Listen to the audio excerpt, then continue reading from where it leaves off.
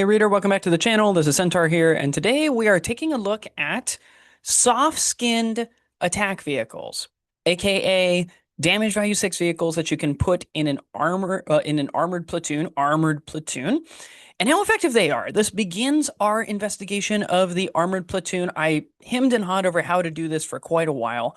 And I basically came down to the fact that we need to kind of break things up into some of the subcategories that you might find them in. And I found that DV6 vehicles all basically followed the same kinds of advice.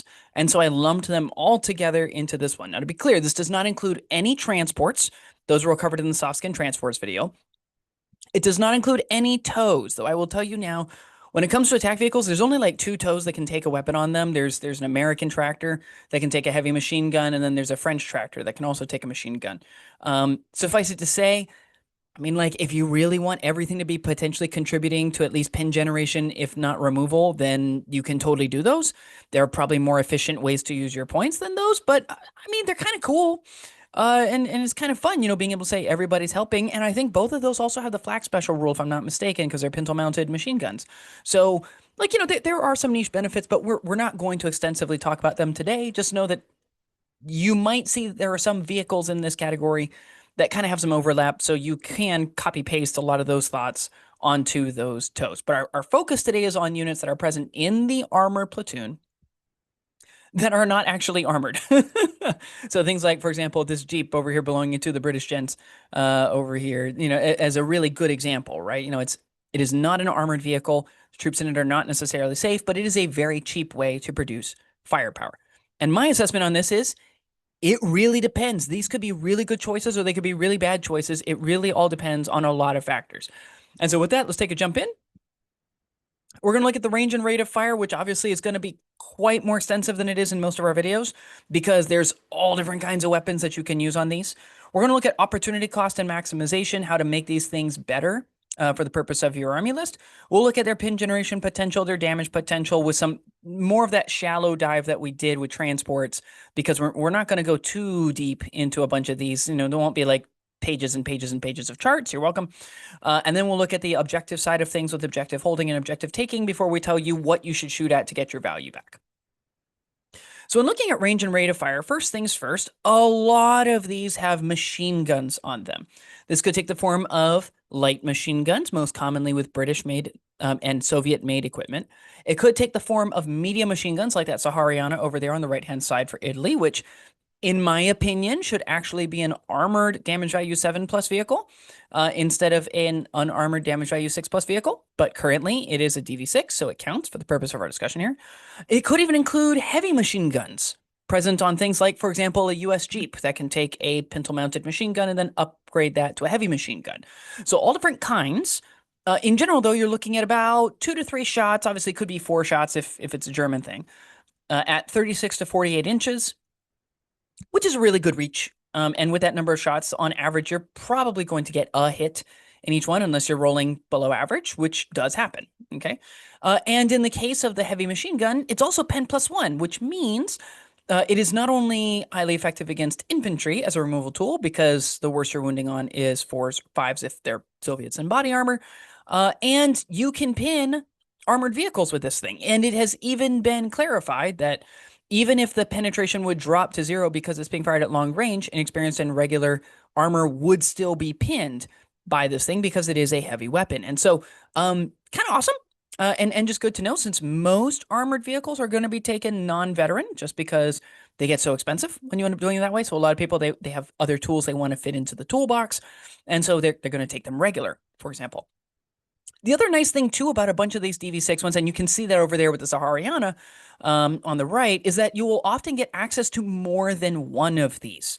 So, you'll have soft skin vehicles that can take, well, you have the crazy ones, like some of the British Jeeps where, you're slapping on like 3 or 4 weapon systems, right, onto one of them. You've got the Italian Sahariana, which can take multiples, but there are also quite a few others where you can just take like, 2 that are maybe paired, and then you fire them together, okay? And so those are options for you, which is kind of nice.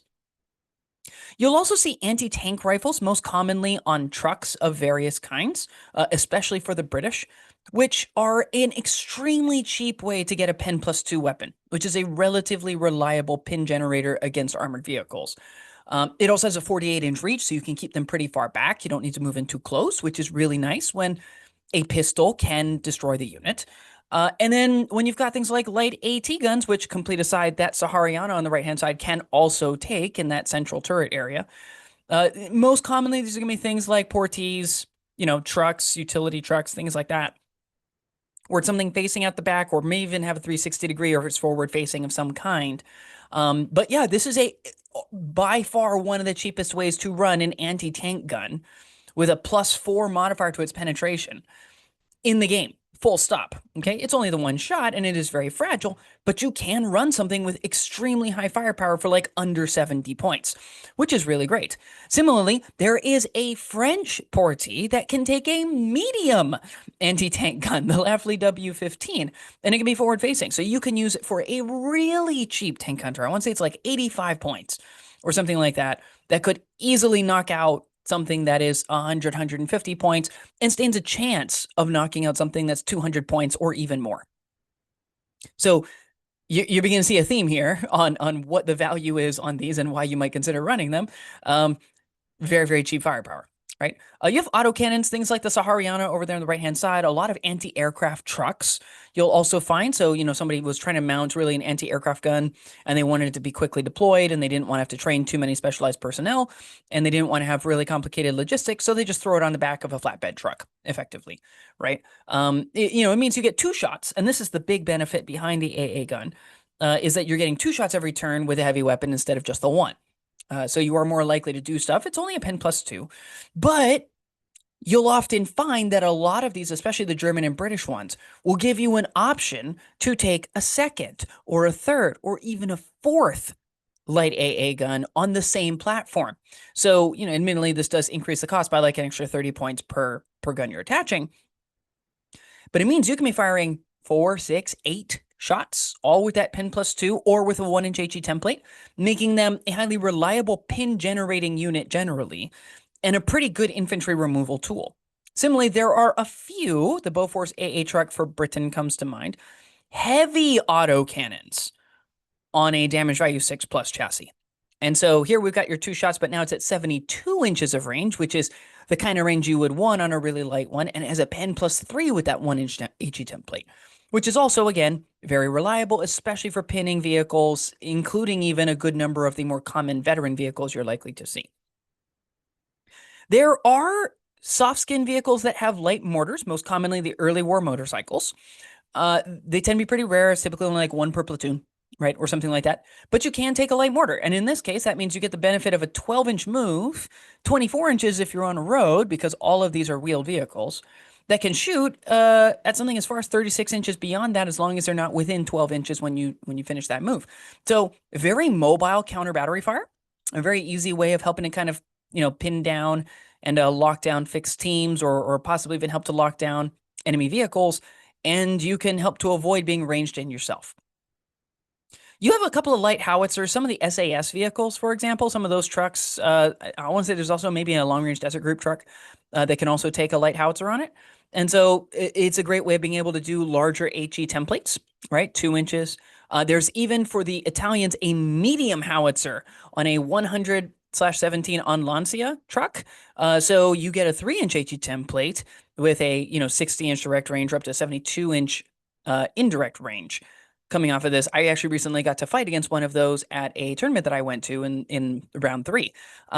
It is so cheap for how much you're paying for it. It is fragile, but if you want not only the ability to do HE templates of substantial sizes, but also to be able to maneuver to avoid being hit by mortars, this is a very effective tool to be able to do that. So looking at opportunity cost, when we look at all of the ones that are mounted with just machine guns, right? That's all they've got. The way I think to think about these is that they are generally cheaper than a team weapon, unless you're paying for more than one tool, but they are fragile and they're only getting half the shots. So in my mind, 6 of one, half dozen of another. If you don't think you have enough points to take a heavy weapons platoon and you don't want to take a heavy weapons platoon, more on that from what we discussed last week, then If you have a slot open in your armor platoon, it's not a bad idea to have something that can just do pin generation, possible removal against infantry, can swoop in quickly to kind of handle some of those, little one-man officer sections or whatever. If somebody's got like a two-man anti-tank team or something like that, it could be worthwhile to roll that thing out, start shooting at it, and worst case scenario, the AT team shoots at this soft skin vehicle, which you don't care nearly as much about. It's only like maybe 40 points, maybe 50 points. And that allows you to then roll in your actual serious stuff to try to remove that team instead, and you were able to buy time, right? Best case scenario, you're able to remove that kind of tool, and suddenly a 40 point, 60 point, 80 point sort of unit, you're now removing with a 40 point, maybe 50 point unit, and protecting your 100+ point investment in your armor. For AT rifles, if you're looking just to pin armor down, so for example, let's say that you're playing, if you're playing partisans, for example, so you don't really want to run armored vehicles because they all have to be taken unreliable, they all have to be taken inexperienced. There is a benefit if you're going to be taking vehicles at all to maybe taking them with, some sort of a truck with an AT rifle on it, because then at least you can pin down enemy armor instead of having to actually try to remove it, because removal is actually quite difficult to do with partisans unless you can get in really, really close, which a lot of armies are going to screen in order to protect their armored investment to make sure that you don't do that. If you want to take the light AT guns, you can. I think it's pretty risky because a light AT gun, especially if it's moved, so it's only hitting on like fives, maybe sixes, is not likely to actually hit the target, and you're likely to get pretty hurt in return. So that's just, something to think about. And then, like, yeah, it is very cheap firepower. If you can get it to work, I think that works out. I mean, that could be really effective. I would probably lean into outflanking these vehicles, so that way, hopefully, you can come in and immediately be shooting at the sides or the rear to kind of help to improve your chances of actually removing stuff. And ideally, maybe they even forget that you exist, and they're able to, you're able to kind of catch them really, really close, and you can hit them at point blank and start by hitting on threes. Something like that could be very effective. But again, I think the light AT gun is it is very risky because a lot of people could remove you before you do a lot in return. And you're not really a good flex tool. It's not like you're good against infantry and you're good against armored vehicles. The 1-inch AT template is not going to do very much against enemy infantry. Medium AT guns, in some respects, because they're only like 20 points more, are actually, I think, a better risk, because even though you are paying more points for them, roughly circa 85 points or so, you can afford to hang back a little more and just be taking fire orders, which gives you threes to hit, which is nice. Your penetration ability is still really good from pretty far away. If you do want to outflank them, you can do that, at which point, it's not like the French are well known for their outflanking abilities, but let's say, you take it regular. It's coming in on eights. That's not the greatest ever, but it's not the worst either. If you are able to slide in and get to that point blank range, especially if you can take advantage of a road because it's on a medium, it's a medium AT gun on a chassis it's a wheeled chassis, a portee, then I mean, threes to hit, pretty good chance you're looking at twos to threes to wound, for probably even full wounds at that point. I mean, that's not bad at all, if you can land that. So, I think if I have to make an assessment, maybe spending an extra 20 points, drop one or two dudes across the rest of your army to make sure that it actually works more often, because you might not be guaranteed more than one chance at things. Maybe that's actually a decent investment. I haven't tried this yet with France, but I plan to. I printed 2 of them on my 3D printer, and so we'll be giving them a try. Who knows? Maybe I'll even post that as battle report so you can see how they work. Light autocannons are quite effective in general in this game. On a DV6 platform, they can be really effective, especially if they're hidden in a place where they're able to get some good cover. The trick is a lot of these have the stationary firing platform as of the new Armies of books. And so the result is they can't move and shoot in the same turn, which prevents you from, doing the really cheese thing of like, you suddenly roll out from out of nowhere with a quad light auto cannon, flak Vierling on the back, or a pulsing gun on the back, or something like that, and just start mowing people down. This design, so you kind of have to set yourself up and then fire, because historically that is predominantly how they were used. They were not used to run and gun. It does mean that I tend to leave the autocannon based stuff in general on AA trucks. I tend to leave those at home. But, we'll see. I feel like there's something there. I feel like if you're paying for more than 2, you're probably too expensive. That's just my personal opinion, which is also good news because there are quite a few nations that can only take up to two. I think Japan only gets two on their AA truck. And so I lean toward not taking them and taking others instead, but you could do it, and I feel like there might be something there. So feel free, since we're so early on in this edition, please experiment so we can learn. Heavy autocannons are, again, extremely rare, but they are quite effective. Again, same problem with the stationary firing platform. But the thing is, if you're used to running heavy autocannons, like, unless you've been playing around with Nimrods and I think there's a Crusader tank that has like double heavy autocannons or something like that. And then there's like I think it's the Kugel Blitz. Can't remember. There's a German one that also has multiples of these. Like, you're actually not that, like, you're used to firing heavy autocannons from a stationary point. And so having the ability to maneuver just to avoid people ranging in on you or to get better positioning or something else like that, it's really not that bad. And when it does hit stuff, it is going to be quite effective. And it has a decent shot against infantry. It has a decent shot against armor. Light mortars, I mean, again, they're really zippy. You're resetting yourself every time that you move around. So, like, you're inviting danger by doing this. I generally don't run the light mortars on the early war motorcycle teams, but you can. And if you really like light mortars, this is a very efficient way to be kind of zipping around doing the light mortar stuff in a way that is, I mean, it's pretty effective. It's pretty effective. I don't personally tend to put much stock in light mortars, but other people do, and that's great. And this could be a great way to be able to do it. Remember, I think it's only once per platoon, so like, it's not like you can spam out too many of these, but you could use those. Light howitzers. It is expensive for artillery because light howitzers, you can purchase them as cheap, typically as around like 40, 45 points. But it's quite cheap for mobile artillery, right? If you're looking for mobile howitzers, they're super cheap. They're like half the cost of what you could get for an armored light howitzer. So because of that, I mean, I think they are definitely worth looking into. If you're looking into an army that maybe, you don't like the armored vehicle choices that you have, or you're playing at a really low points level, but you want to have a mobile HE template sort of wielding unit, then these could be a really good choice for you. And then finally, for those medium howitzers, again, it's only Italy that gets access to this, and they got and partisans, obviously, because they can use captured equipment. Obviously, Italy's roster has quite a bit of competition. Partisans a little less so. So I'm a little less surprised. If you see over there on the right hand side, you'll see the Wargaming 3D model for one of those medium howitzer trucks, the Lancia. Again, it's really, really cheap mobile artillery, and it's especially cheap medium howitzers. If you've ever looked at the pricing on medium howitzers, you've got the standard medium howitzer, which is going to come in between 85 and 90 points. You've got vehicle mounted. I mean, at that point, you're looking at 200 points, often more than that, especially if you want one that's pretty durable. Like, it's expensive. It's expensive to run those, whereas you could run like two of these for the same cost. And that means you're getting a lot more shots per turn, and all you got to do is keep it safe, right? So on the whole, from an opportunity cost standpoint, there's an angle. Like, I can see it. I can see why you would want to run these. It's very, very cheap mobile firepower. And if you were like, well, I really don't want to pay for a heavy weapons platoon, but I want more machine guns, or I want to have flak in the list, but I don't want to run a static piece like a field artillery piece because I feel like they're just going to mortar those things to death, and then they're going to call in their aircraft. Like, I see the value. I see it here. This is the kind of place that you could find it, and you could get it on a discount for easily 20 to 50 or even 100 points cheaper than an armored, counterpart. And so because of that, like, I see it. I'm still calling soft-skinned attack vehicles murky, though, because, like, it's a high risk, high reward, right? And we see this worked out again when we look at the pin generation potential. If you're looking at one of the ones that just has small arms on it, just has machine guns loaded up on it, to some extent, you can also throw in the heavy machine gun in this list. Something like this beautiful, beautiful desert Jeep that's being used by the British, right? Where you just throw all of the stuff over there on the SAS Jeep, everything, all of the guns are racked out. I think they can take up to 4 on this thing.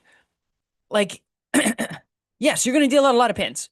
Okay, this thing on its own could potentially deal like a ton of pins, like over a dozen pins in a single game. Heavy weapons, you're probably looking at somewhere between 2 and 6 pins. You could do quite a bit, especially depending on what kind of heavy weapon you're looking at, right? And medium howitzer's doing D3 every single time. That's going to give you 1, 2, or 3, but on average, you're probably hitting close to 4 pins, maybe even as high as 5 or 6 in a given game.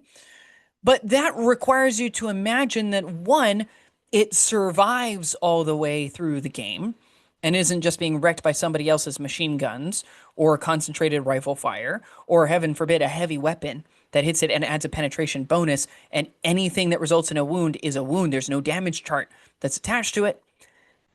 If it doesn't survive, your pin generation is going to go down dramatically. And that is a very realistic chance with these, because unlike an infantry section, one wound, one kill, right? That's the problem with these vehicles. The second thing is it has to shoot regularly. And so while there's a big advantage to taking something like a reconnaissance jeep that has the recce rule, one of the big issues with that is that every turn that you recce, you're not attacking, right? And so again, sometimes that's necessary just to keep the dice on the table. Sometimes it's necessary in order to do more pin generation later. So I'm not saying never recce, but what I am saying is when we're looking at our averages for pins, that does assume 6 turns of shooting, right? And so because of that, you got to be careful, right? Yes, recce exists. Yes, you can use recce, but if you go too crazy with the recce, if you brought this thing for cheap firepower, you're wasting firepower by doing that. And depending on what you're wrecking away from, it's not like you're wrecking away from their big tank. You're probably wrecking away from like a 5 or 6 man rifle section with a machine gun in it, right? At which point, yes, you might deny them some of their shots for the turn, but how much have you actually removed from them, right? So like there's just a lot of questions, okay? How many turns of shooting are you actually doing? And what I think you're really doing with this is you're not actually paying for pin potential. Pin potential with these is fine, but it's going to be spread out. It's not going to be able to be stacked nearly as easily unless you're doing the heavy weapons approach on a single unit. What you're actually using this thing for is removing infantry units. And I think all of them, with basically every profile except the light AT gun and the medium AT gun, all of them do that pretty well. And what you're just trying to do is helping to remove as much as you can out of the enemy army before this unit gets removed. I think the healthiest way of looking at these models, as we'll see later, is to assume that there's going to be a tombstone for your Jeep. Okay? Assume that going into the match. And then if it doesn't happen, good job. And if it does happen, we planned for this. Okay? So it's going to work out okay. And so when we look at damage potential per turn, if you're looking at machine guns, again, you're only going to be firing at unarmored targets, so something between DV3 and DV6. And good news, they're actually pretty good against all of these, right? You can also technically use them to shoot at open top vehicles. It'll just do pins.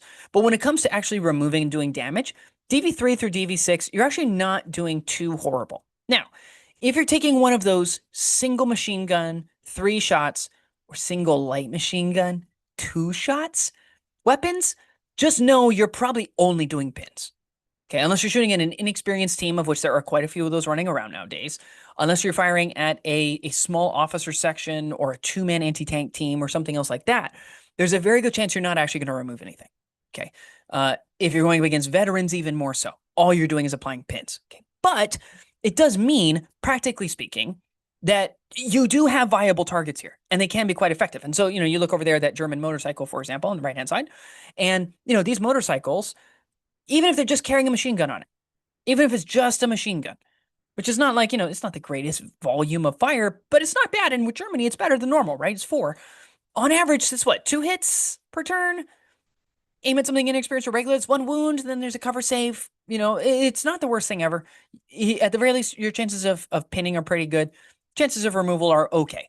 Where you really get the value out of these and where I think they move from the bad and the murky side of things into the good side of things, which is what moves the whole score up to murky, is when you end up stacking them, right? So, you got the airborne Jeeps, you've got your reconnaissance Jeeps, you got your SAS Jeeps, things like that, where you're stacking so many weapon systems on it. I would throw the Sahariana into this list, where you can just put so many machine guns in one place that you're getting the volume you need to actually do removal reliably every single turn, even past a 4+ cover save.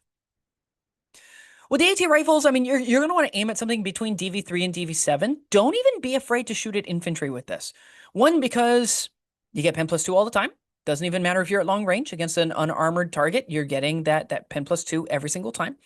So if you hit, which maybe you do, maybe you don't, AT rifles on anything in the game, whether it's a vehicle or an infantry team, are a 601 if doesn't have another when it comes to hitting.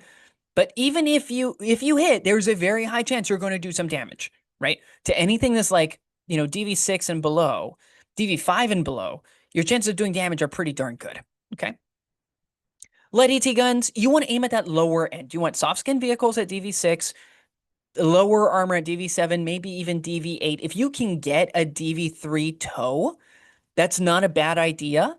And one of the big reasons why I mention the tow here is because it's not like you're paying for a light AT gun on a light tank, right? Or even a tankette or something of that nature, where it's going to be 100 points. And so, removing an 8 point, 10 point, 12 point tow is not worth that much. If you're only paying like 65 points, well, suddenly that's 20% of your value, right? Even if it's only 10% of your value, you're moving pretty quickly in terms of getting all of that back, right? And the order dice in particular begin to add up. So, because of that, don't be afraid to aim at stuff that's even lower. You didn't make a dramatic investment. Remove the enemy stuff, remove their assets, remove their tools, so that way you can go about to win the match. Medium AT guns, you're much safer looking at that DV6 to 9 category. DV9 will still be pretty reasonable in terms of your ability to do damage to them. And for the light and heavy autocannons, again, it's that lighter armor, right? Anything from DV3 through DV7, DV8 is what you're looking at. You can shoot at infantry quite effectively, shoot at armored vehicles quite effectively, which is very good. Light mortars, you really want to keep it on the small side. DV7, I will include with this light mortar, one, because you're hitting it from the top, which means you're at least looking at pin +2. And if they're open topped, which a lot of DV7s are, you get an extra +1, a sweet +1 bonus to that to wound roll, which means the minimum you're doing is you're immobilizing them, right? You're going to lock them down, which for a light mortar is really nice because it means you can't escape the ranging in at that point, right? Because you're not allowed to move and nobody can come over and push you. They can't tow you out of the way. All of that is exceptional. For light howitzers, somewhere around DV3 to DV8, the benefit that the light howitzer has is that that pin +2 does not go down for being at long range, which means you can reliably at least pin DV8 from any angle, right? Even from the frontal armor, you can still pin it. And with D2 pins, that's not a horrible number of pins either. You're not going to probably remove DV8, but you're still pretty effective against it. And if you can get side or rear shots, which on a mobile, often wheeled chassis is actually not that difficult to do, then it could work pretty effectively for you. And with the medium howitzers, you can go as far up as DV9, right? Although I would personally lean a lot more toward that like DV5 to DV7 sort of category. You'll make your points back pretty easily, pretty quick. You're not wasting any of your winning potential. It tends to work out pretty well. For objective holding, they're bad. You're looking at damage value 6, hopefully cover of the 4+ or 5+ variety. You can't go down, so you can't improve it. You don't get infiltrator on any of these, so you can't improve it that way either. So, it's pretty bad. It's pretty bad. These things could be removed pretty easily. In as much as they have the recce rule, it's not horrible from a survivable standpoint and for helping to maintain a unit on the objective. The issue, of course, is that one, with objective holding, you typically have to be pretty close to that objective, right? Within 3 inches. So how far can you actually realistically recce? An excellent question, okay? Related to that, a lot of these don't have recce. So keep in mind that if people have a shot and they shoot at you, there's nothing you can do to react to it. You have to take it, okay? And that can be pretty bad. They're pretty good at repelling small teams. So if people are bringing like an officer team or an anti-tank team as part of a squad and a loadout in order to try to help take an objective, these things can be pretty good. They can also be a really good way of pinning transports. The overwhelming majority of transports these guys can pin, especially if they have machine guns like that Jeep over there on the right-hand side. It can also be a way of kind of winnowing down larger squads. So if you can't remove the squad, but you're like, well, I want to kind of get rid of it and work it down so that way my counterattack troops have a little bit of an easier time, they can be a very effective tool for that, okay? They can't claim an objective on their own. So you'll need to start with an infantry unit within range of that objective, flip it to your side, and then roll the vehicle onto it. But they can contest the objective. So the objective will not flip to the opponent as long as this vehicle is within range of the objective, right? And that's useful. So in reality, I mean, if you're looking for an objective holding unit, I wouldn't take these, right? Whatever you're putting on them, if you're taking it for a machine gun, I would take a machine gun team. If you're taking it for a howitzer, I would take a howitzer. Because what you're paying for with the points and what you're giving up and making more fragile because it's 1 wound effectively on that DV6 is you're trading all of that for mobility, right? And in the case of machine guns, they get twice as many shots, right? As the shots coming from a vehicle mounted machine gun. So personally, I would not use these guys to hold an objective for you. Now, on the flip side, when it comes to taking an objective, I think they're really good, okay? They provide you with really good supporting fire of various kinds. Could be supporting fire against infantry, could be against armor, depends on what you equipped it with. They can help you to very aggressively push up and to push up directly into point blank range, right? So over there on the right-hand side, you've got a German field car. It's an FDKFZ. I want to say it's a 250 something or other slash something or other, which is a wheeled field car truck, effectively, with a light AT gun on top of it. And I don't think there's a Panzerbusch variant. I want to say it's only the light AT gun, but the point is, you roll that bad boy up 24 inches on a road, have him pivot, get to point blank range, possibly to the side, probably not the rear, but possibly to the side. I mean, that's a pen plus 6 shot at point blank range. That's 3s to hit, assuming you have no pins, 4s if you do. And then pen plus 6 is what, 2s to 4s to wound on average? Like, it's really good, right? And this thing right here, I mean, it's less than 100 points. Right? It's super cheap. It's like 65 points. I think it's under 75.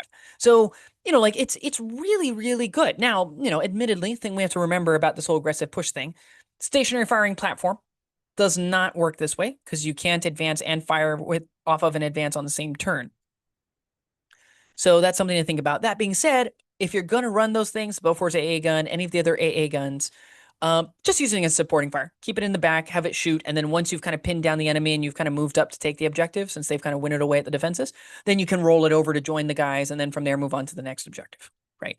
Once again, you cannot claim objectives with these, so you are going to need to bring some infantry with you.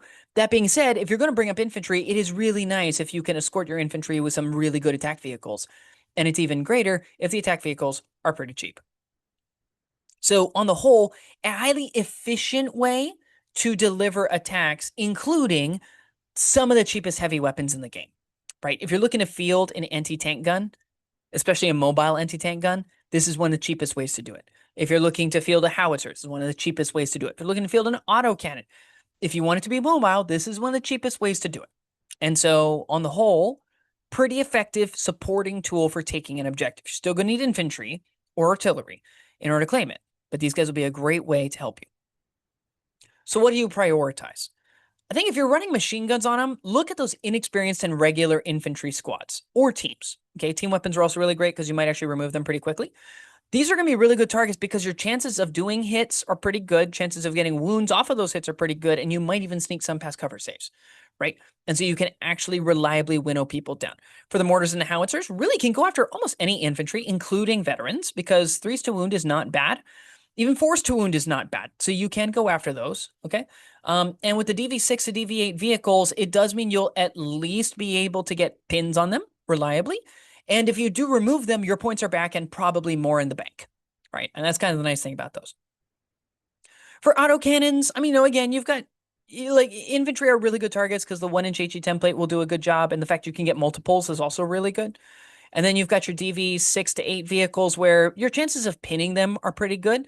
And if you can slide around them or get in really, really close, you can remove with these things, right? I mean, over on the right-hand side, you see the Bofors AA truck over there that I've been referencing. I'm looking at picking up one of those because they look awesome.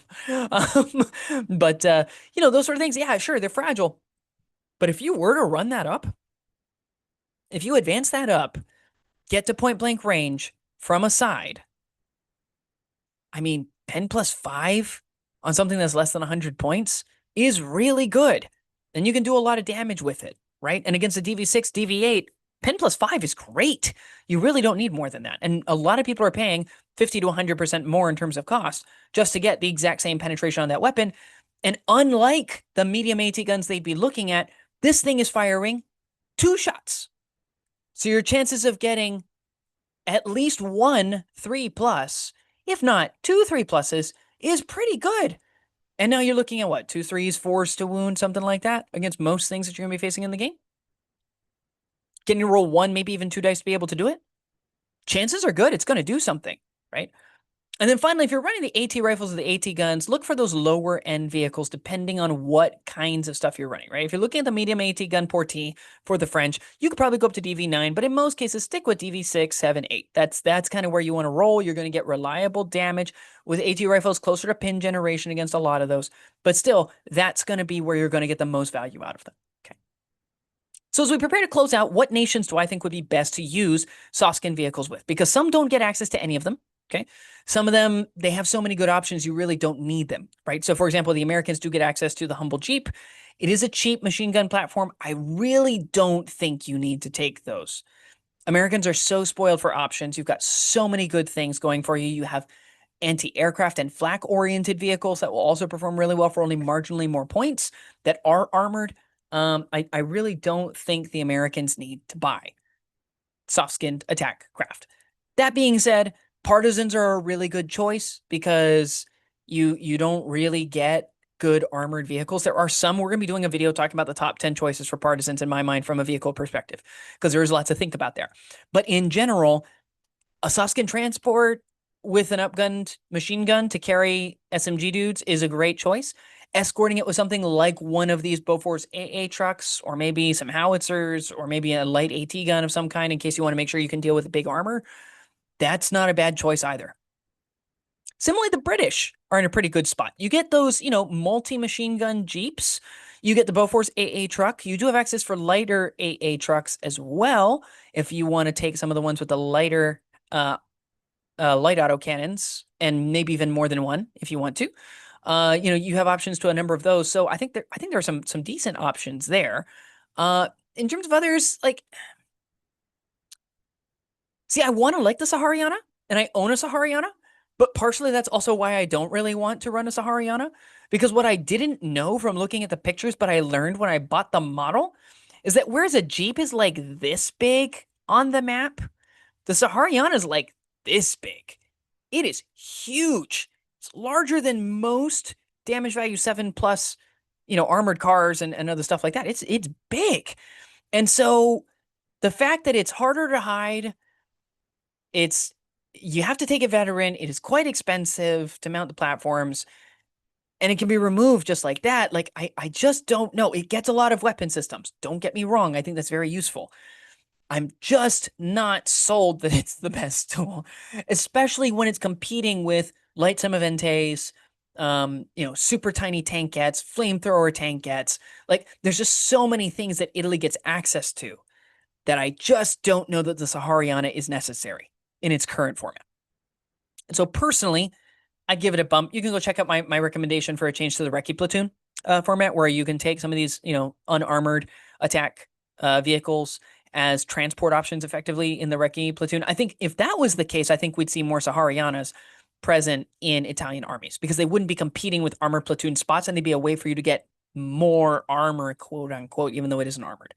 But what do you think? Do you think that all of these are just a waste of time because they'll be blown up way too easily? Do you think that there is a total place in the meta where, because you're running, say, like a whole bunch of Fanatic Desert SAS for the British, being able to take easier, cheaper vehicles that can still pump out firepower is more worthwhile because the SAS, fanatics with all the submachine guns are going to be absorbing all the fire anyway. And that's what the enemy's going to be focusing on instead of your little tiny harassing vehicles. Let us know down in the comments below, and I will see you next time.